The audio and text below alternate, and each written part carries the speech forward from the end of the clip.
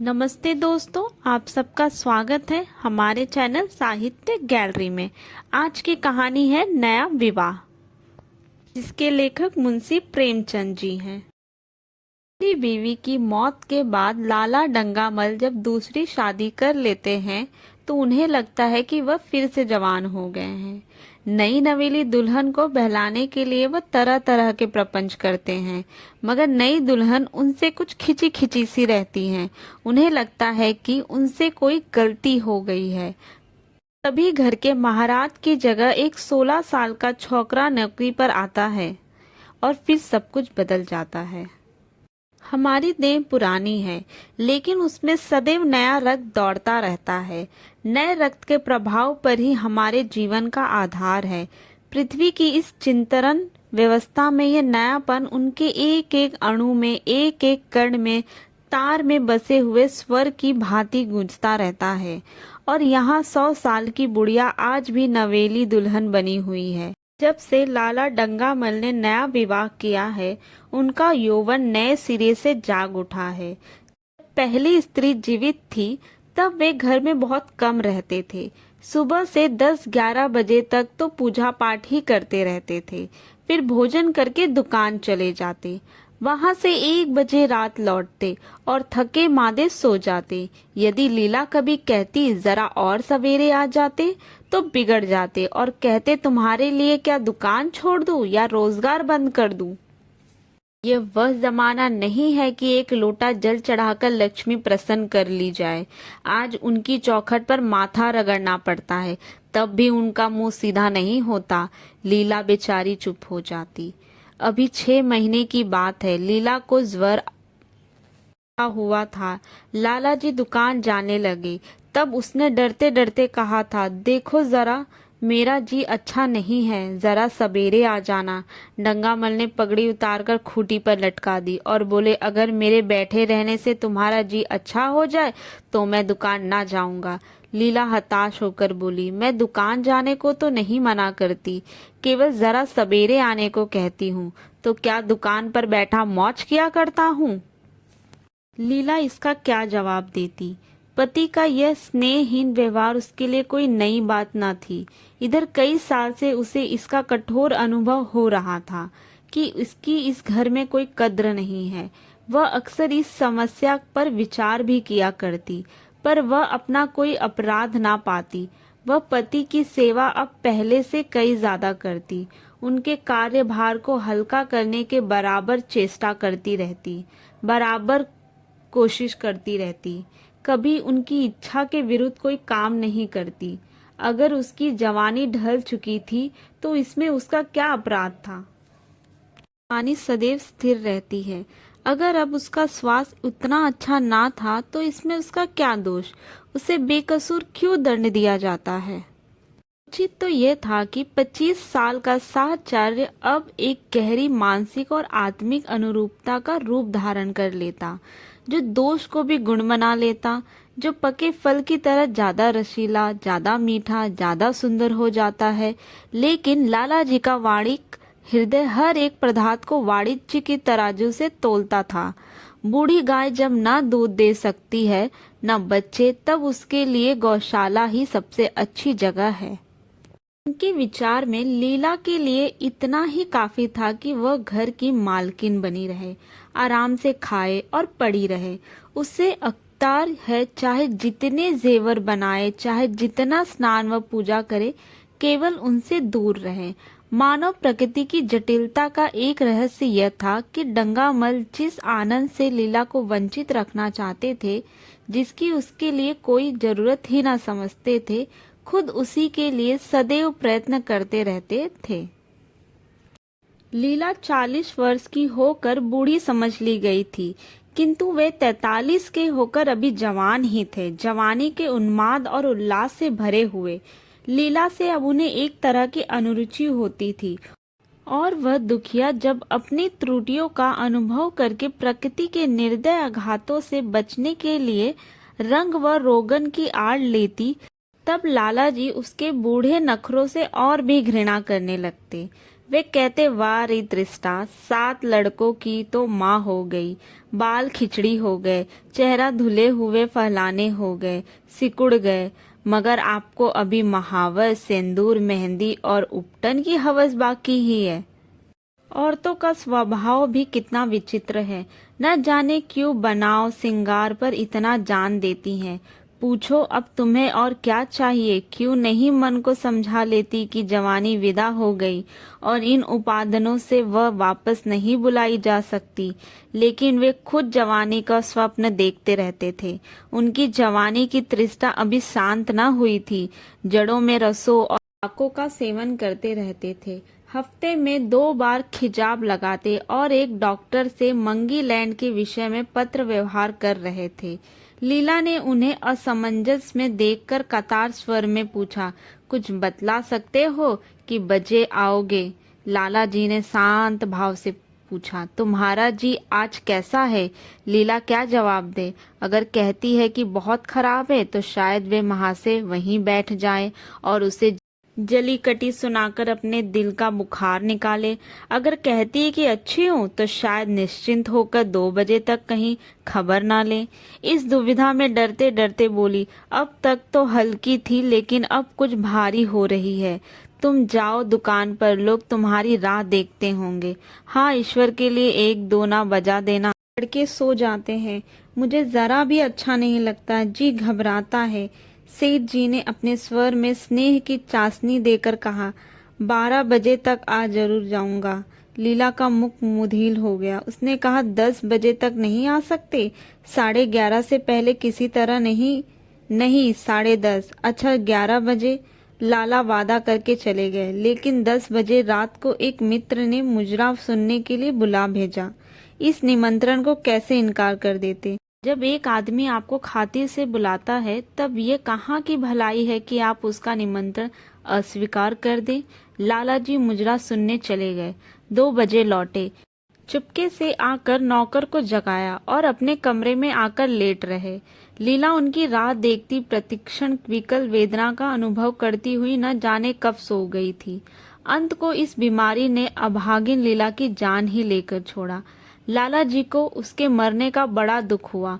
मित्रों ने संवेदना के तार भेजे।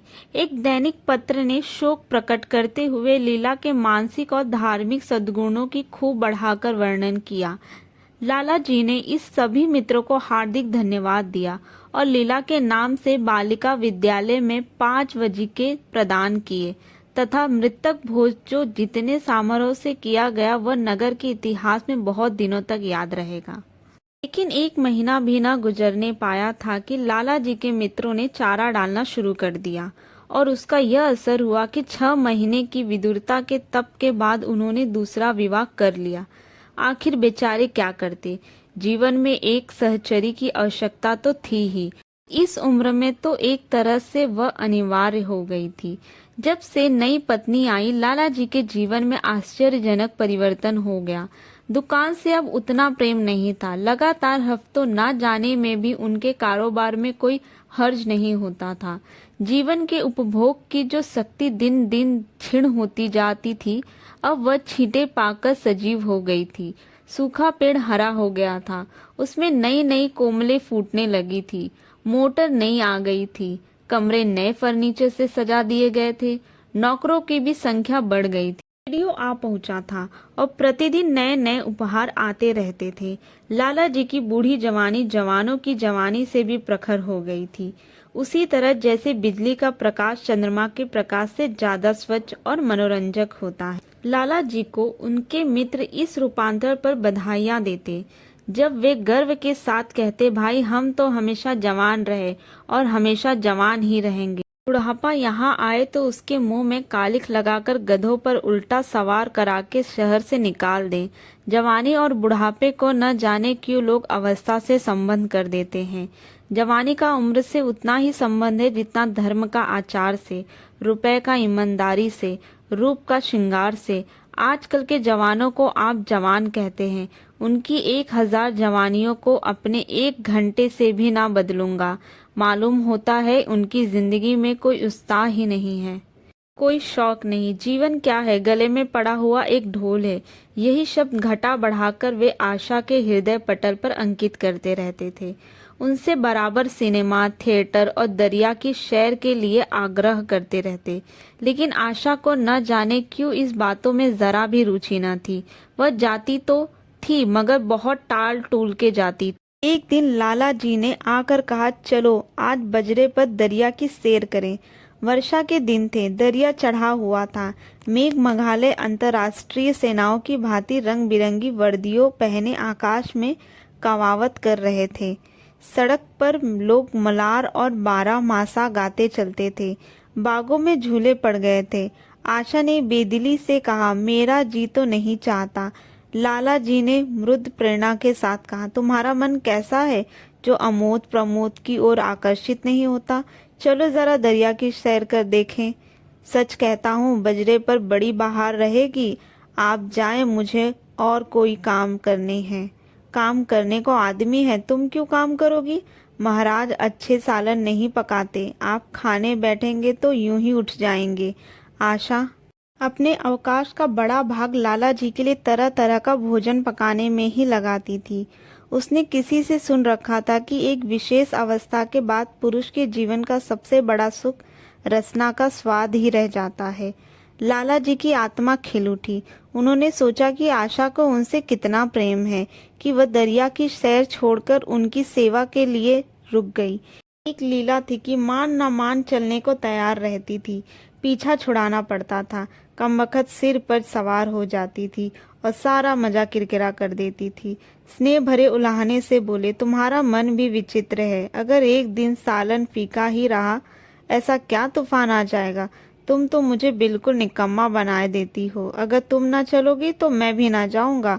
आशा ने जैसे गले में से फंदा छुड़ाते हुए कहा, आप भी तो मुझे इधर उधर घुमा घुमा कर मेरा मिजाज बिगाड़ देते हैं।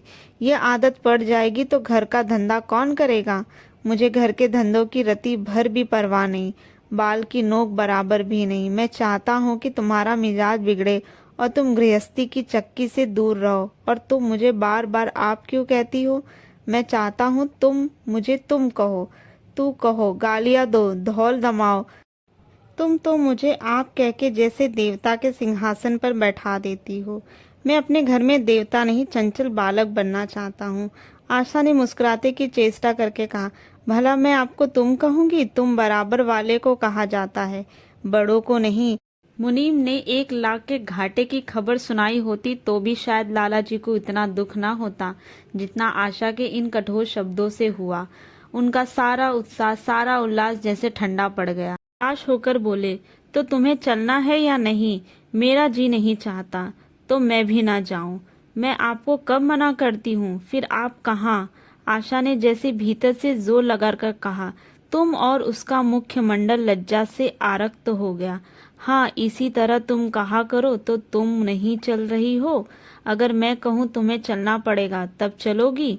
आपकी आज्ञा मानना मेरा धर्म है। लाला जी आज्ञा न दे सके। आज्ञा और धर्म जैसे शब्द उनके कानों में चुभने से लगे।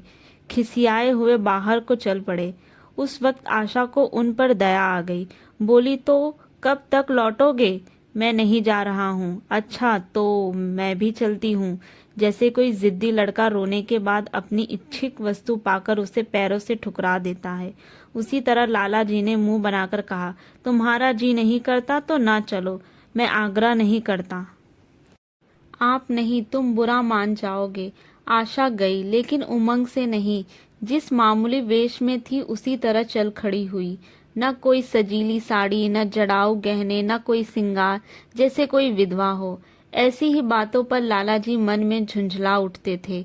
ब्याह किया था जीवन का आनंद उठाने के लिए, झिलमिलाते हुए दीपक में तेल डालकर उसे और चटक करने के लिए। अगर दीपक का प्रकाश तेज ना हुआ तो तेल डालने से लाभ। न जाने इसका मन क्यों इतना शुष्क और निरस है, जैसे कोई ऊसर और पेड़ हो। कितना ही पानी डालो उसमें हरी पत्तियां के दर्शन होते ही नहीं। जड़ाऊ गहनों से भरी टोकरियां खुली हुई हैं। कहां कहां से मंगवाए, दिल्ली से, कलकत्ते से कैसी कैसी बहुमूल्य साड़ियां रखी हुई हैं। एक नहीं सैकड़ों, पर केवल सिंदूर में कीड़ों का भोजन करने के लिए। दरिद्र घर की लड़कियों में यही ऐब होता है, उनकी दृष्टि सदैव संकीर्ण रहती है, न खा सके न पहन सके न दे सके। उन्हें तो खजाना भी मिल जाए तो यही सोचती रहेंगी कि खर्च कैसे करे। दरिया की सैर तो हुई पर विशेष आनंद न आया। कई महीने तक आशा की मनोवृत्तियों को जगाने का असफल प्रयत्न करके लाला जी ने समझ लिया कि इसकी पैदाइश ही मुहर्रमी है, लेकिन फिर भी निराश न हुए। ऐसे व्यापार में एक बड़ी रकम लगाने के बाद वे उसमें अधिक से अधिक लाभ उठाने की बड़ी प्रगति को कैसे त्याग देते। विनोद की नई नई योजनाएं पैदा की जाती। ग्रामोफोन अगर बिगड़ गया हो तो गाता नहीं है, साफ आवाज नहीं निकलती तो उसकी मरम्मत करानी पड़ेगी, उसे उठाकर रख देना तो मूर्खता है। इधर बूढ़ा महाराज एकाएक बीमार होकर घर चला गया था। उसकी जगह उसका 16-17 साल का जवान लड़का आ गया था। कुछ अजीब गंवार था, बिल्कुल झगड़ उजड़ जैसा, कोई बात ही नहीं समझता था। जितने फुलके बनाता उतनी तरह के। हाँ, एक बात समान होती, सब बीच में मोटे होते, किनारे पतले। दाल कभी तो इतनी पतली हो जाती तो कभी बहुत गाढ़ी हो जाती। नमक कभी इतना कम कि बिल्कुल फीकी, कभी इतना तेज कि नींबू का शौकीन। आशा मुंह हाथ धोकर चौके में पहुंच जाती और इस ढरोक पंख को भोजन का पकाना सिखाती। एक दिन उसने कहा, तुम इतने नालायक आदमी हो जुगल, आखिर इतनी उम्र तक तुम घास खोदते रहे, भाड़ झोंकते रहे कि फुलके तक नहीं बना सकते। जुगल आंखों में आंसू भरकर कहा, बहू जी अभी मेरी उम्र ही क्या है, 16 ही तो पूरा हुआ है। आशा को उसकी बात पर हंसी आ गई। उसने कहा, तो रोटियां पकाना क्या 10-5 साल में आता है? आप 1 महीना सिखा दे बहू जी, फिर देखिए मैं आपको कैसे फुलके खिलाता हूँ कि जी खुश हो जाए। जिस दिन मुझे फुलके बनाने आ जाएंगे मैं आपसे कोई इनाम लूंगा। सालन तो अब मैं कुछ कुछ बनाने लगा हूँ। क्यों? आशा ने हौसला बढ़ाने वाली मुस्कुराहट के साथ कहा, अभी कल ही नमक इतना तेज था कि खाया न गया, मसाले में कच्चापन आ रहा था। मैं अब सालन बना रहा था, तब आप यहाँ कब थी? अच्छा, तो मैं जब यहाँ बैठी रहूंगी तब तुम्हारा सालन बढ़िया बनेगा। आप बैठी रहती हैं तो मेरी अक्ल ठिकाने पर रहती है। आशा को जुगल की इन भोली बातों पर खूब हंसी आ रही थी। हंसी को रोकना चाहती थी पर वह इस तरह निकली पड़ी जा रही थी कि बोलो ही नहीं। और मैं नहीं रहती तब तब तो आपके कमरे के द्वार पर जा बैठता हूँ, वहां बैठकर अपनी तकदीर को रोता हूँ। आशा ने हंसी को रोककर पूछा, क्यों रोते हो? यह न पूछिए बहू जी, आप इन बातों को नहीं समझेंगी। आशा ने उसके मुख की ओर प्रश्न की आंखों से देखा। उसका आशय कुछ तो समझ गई पर न समझने का बहाना किया। तुम्हारे दादा आ जाएंगे तब तुम चले जाओगे? और क्या करूंगा बहू जी, यहाँ कोई काम दिलवा दीजिए तो पड़ा रहूंगा।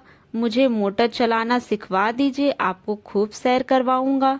नहीं नहीं बहू जी, आप हट जाइए, मैं पतीली उतार लूंगा।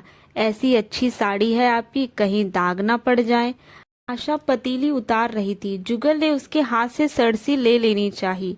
दूर रहो, फूहड़ तो तुम हो ही, कहीं पतीली पाँव पर ना गिरा लो तो महीने झिकोगे। जुगल के मुंह पर उदासी छा गई। आशा ने मुस्कुराकर पूछा, क्यों मुंह क्यों लटका गए सरकार? जुगल रोआसू होकर बोला, आप मुझे डांट देती हो बहू जी तो मेरा दिल बहुत टूटता है। सरकार कितना ही धूड़े, मुझे बिल्कुल ही दुख नहीं होता। आपकी नज़र कड़ी देखकर मेरा खून दर्द हो जाता है। आशा ने दिलासा देते हुए कहा, मैंने तुम्हें डांटा तो नहीं, केवल यही तो कहा कि कहीं पतीली तुम्हारे पाँव पर न गिर जाए। हाथ ही तो है, आपका भी है, कहीं आपके ही हाथ न छूट जाए तो? लाला डंगामल ने रसोई घर के द्वार पर आकर कहा, आशा जरा यहाँ आना, देखो तुम्हारे लिए कितने सुंदर गमले लाया हूँ, तुम्हारे कमरे में सजाने के लिए रख देना। तुम यहाँ धुएं धाकड़ में क्यों फूल रही हो? इन लड़के से कह दो कि जल्दी महाराज को बुलाए, नहीं तो मैं कोई दूसरा आदमी रख लूंगा। महाराजों की कमी नहीं है, आखिर कब तक कोई रियासत करे? गधों को जरा भी तमीज नहीं आई। सुनता है जुगल, लिख दे आज अपने बाप को। चूल्हे पर तवा रखा हुआ था। आशा रोटियां बेलने में लगी थी। जुगल तवे के लिए रोटियां का इंतजार कर रहा था। ऐसी हालत में भला आशा कैसे गमले देखने जाती? उसने कहा, जुगल रोटियां टेढ़ी मेढ़ी बेल डालेगा।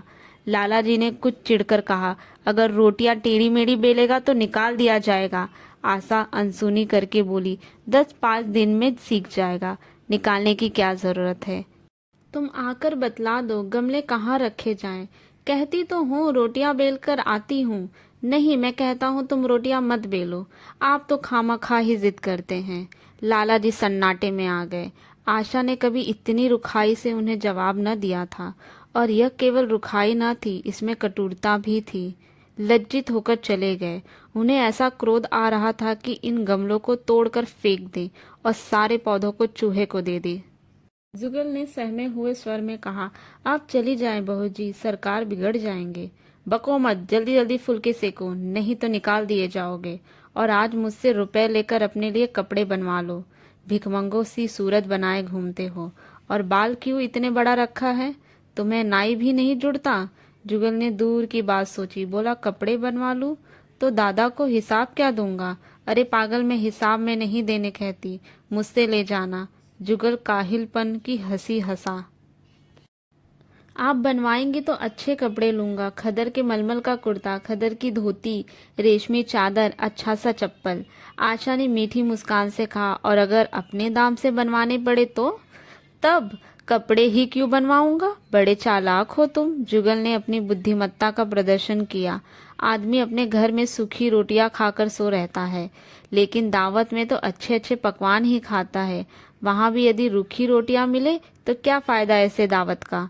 वह सब मैं जानती हूँ। एक गाढ़े का कुर्ता बनवा लो और एक टोपी ले लो, हजामत के लिए 2 आने पैसे ऊपर से ले लो। जुगल ने मान करके कहा, रहने दीजिए, मैं नहीं लेता। अच्छे कपड़े पहनकर निकलूंगा ही कहाँ, तब तो आपकी याद आवेगी। सड़ियल कपड़े पहनकर तो और भी जलेगा। स्वार्थी हो, मुफ्त के कपड़े लोगे और साथ ही बढ़िया भी। जब यहाँ से जाने लगूंगा तब आप मुझे अपना एक चित्र दीजिएगा। मेरा चित्र लेकर क्या करोगे? अपनी कोठरी में लगाऊंगा और नित्य देखा करूंगा। बस वही साड़ी पहनकर खिंचवाना जो कल पहनी थी, और वही मोतियों की माला भी। मुझे नंगी नंगी सूरत अच्छी नहीं लगती। आपके पास तो बहुत गहने होंगे, आप पहनती क्यों नहीं? तो तुम्हें गहने अच्छे लगते हैं? बहुत। लाला जी ने फिर आकर जलते हुए मन से कहा, अभी तक तुम्हारी रोटियां नहीं फूकी? अगर कल से तूने अपने आप अच्छी रोटियां ना पकाई तो मुझसे बुरा कोई नहीं होगा, तुझे निकाल दूंगा। आशा ने तुरंत हाथ मुंह धोया और बड़े प्रसन्न मन से लाला जी के साथ गमले देखने चली। इस समय उसकी छवि में प्रफुल्लता की रौनक थी, बातों में भी जैसे शक्कर घुली हुई थी। लाला जी का सारा खिसियानापन मिट गया था। उसने गमलों को मुग्धा आंखों से देखा। उसने कहा, मैं इनमें से कोई गमला न जाने दूंगी, सब मेरे कमरे के सामने रखवाना। सब कितने सुंदर पौधे हैं, वाह, इनके हिंदी नाम मुझे बतला देना। लाला जी ने छेड़ा, सब गमले क्या करोगी? 10-5 पसंद कर लो, शेष मैं बाहर रखवा दूंगा। जी नहीं, मैं एक भी ना छोड़ूंगी, सब यहीं रखे जाएंगे। बड़ी लालचीन हो तुम। लालचीन ही सही, मैं आपको एक भी ना दूंगी। 2-4 तो दे दो, इतनी मेहनत से लाया हूँ। जी नहीं, इनमें से एक भी ना मिलेगा। दूसरे दिन आशा ने अपने आप को आभूषणों से खूब सजाया और फिरोजी साड़ी पहनकर निकली।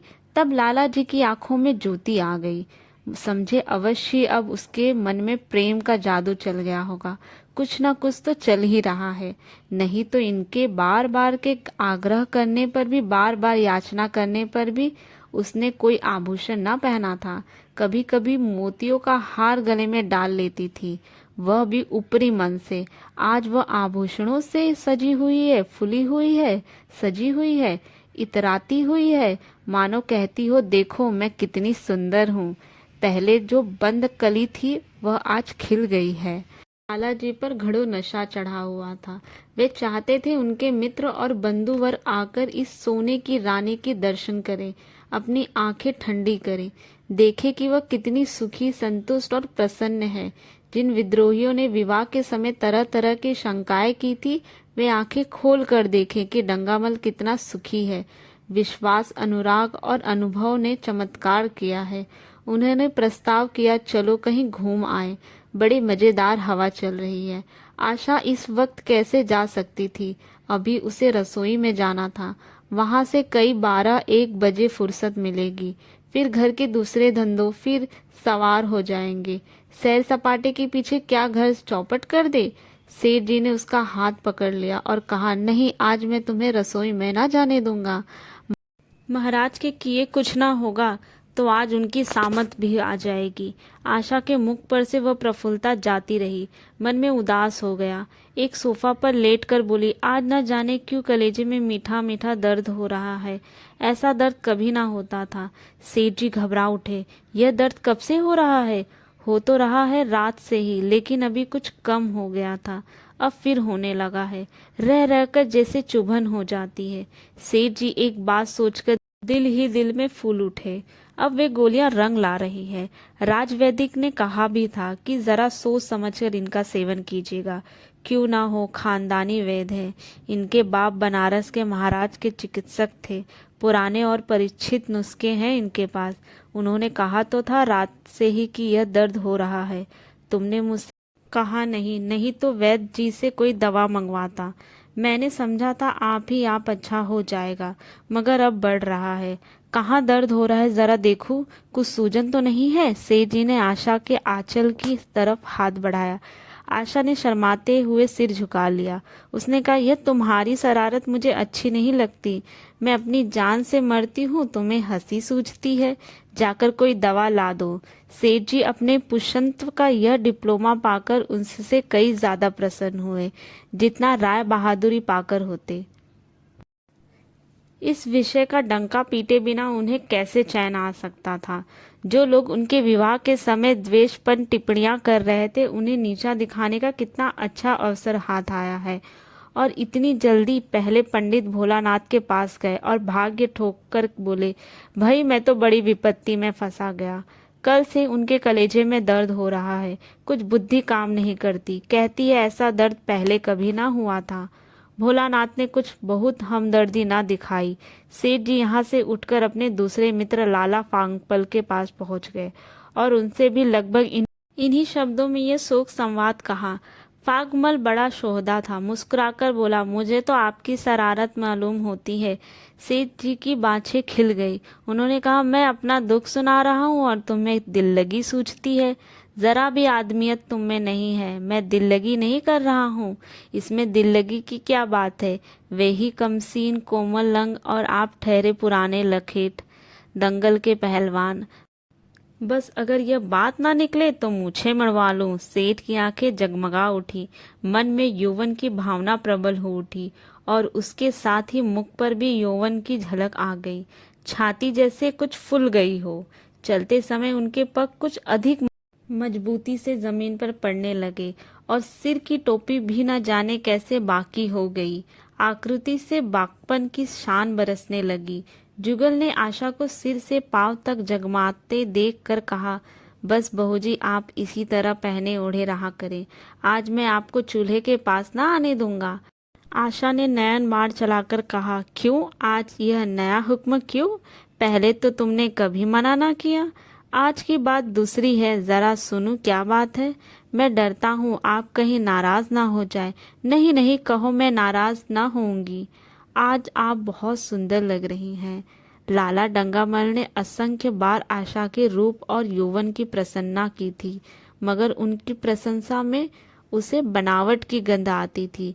वह शब्द उनके मुख से निकलकर कुछ ऐसे लगते थे जैसे कोई पंगु दौड़ने की चेष्टा कर रहा हो। जुगल की इन सीधी शब्दों में एक उन्माद था, नशा था, एक चोट थी। आशा की सारी देह खुश हो गई। तुम मुझे नजर लगा दोगे जुगल? इस तरह क्यों घूरते हो? जब यहाँ से चला जाऊंगा तब आपकी बहुत यादें आएंगी। रसोई पकाकर तुम सारे दिन क्या किया करते हो? दिखाई नहीं देती। सरकार रहते हैं इसलिए नहीं आता। फिर अब तो मुझे जवाब मिल रहा है। देखिए भगवान कहाँ ले जाते हैं। आशा की मुख मुद्रा कठोर हो गई। उसने कहा, कौन तुम्हें जवाब देता है? सरकार ही तो कहते हैं तुझे निकाल दूंगा। अपना काम किए जाओ। कोई नहीं निकालेगा। अब तो तुम फुलके भी अच्छे बनाने लगे हो। सरकार है बड़े गुस्सेवर। 2-4 दिन में उनका मिजाज ठीक किए देती हूँ। आपके साथ चलते हैं तो आपके बाप से लगते हैं। तुम बड़े मुंहफट हो, खबरदार जवाब संभाल कर बात किया करो। किंतु अप्रसन्नता का यह झीना आवरण उनके मनोरस्य को न छिपा सका। वह प्रकाश की भांति उसके अंदर से निकला पड़ता था। जुगल ने फिर उसी निर्भयता से कहा, मेरा मुंह कोई बंद कर ले, यहाँ तो सभी यही बात कहते हैं। मेरा ब्याह कोई 50 साल की बुढ़िया से कर दे तो मैं घर छोड़कर भाग जाऊं, या तो खुद जहर खा लो या उसे जहर देकर मार डालूं। फांसी ही तो होगी। आशा उस कृत्रिम क्रोध को कायम न रख सकी। जुगल ने उसकी हृदय वीणा के तारों पर मिजराब की ऐसी चोट मारी थी कि उसके बहुत जख्म करके भी मन को व्यथा बाहर निकल गई। उसने कहा, भाग्य भी तो कोई वस्तु है। ऐसा भाग्य जाड़ भाड़ में। तुम्हारा ब्याह किसी बुढ़िया से ही करूंगी, देख लेना। तो मैं भी जहर खा लूंगा, देख लीजिएगा। क्यों, बुढ़िया तुम्हें जवान स्त्री से ज्यादा प्यार करेगी, ज्यादा सेवा करेगी, तुम्हें सीधे रास्ते पर रखेगी। यह सब माँ का काम है। बीवी जिस काम के लिए है उसी काम के लिए है। आखिर बीवी किस काम के लिए है? मोटर की आवाज आई। न जाने कैसे आशा के सिर का आंचल खिसक कर कंधों पर आ गया। उसने जल्दी में आंचल खींचकर सिर पर रख लिया और यह कहती हुई अपने कमरे की ओर लपकी कि लाला भोजन करके चले जाएं, तब आना। तो ये थी कहानी एक बेमेल औरत और मर्द की इच्छाओं की। मुंशी प्रेमचंद जी समाज का सही चित्रण करते हैं। ऐसी ही हिंदी कहानियों के लिए आप हमारे चैनल साहित्य गैलरी को लाइक एंड सब्सक्राइब कर सकते हैं। धन्यवाद।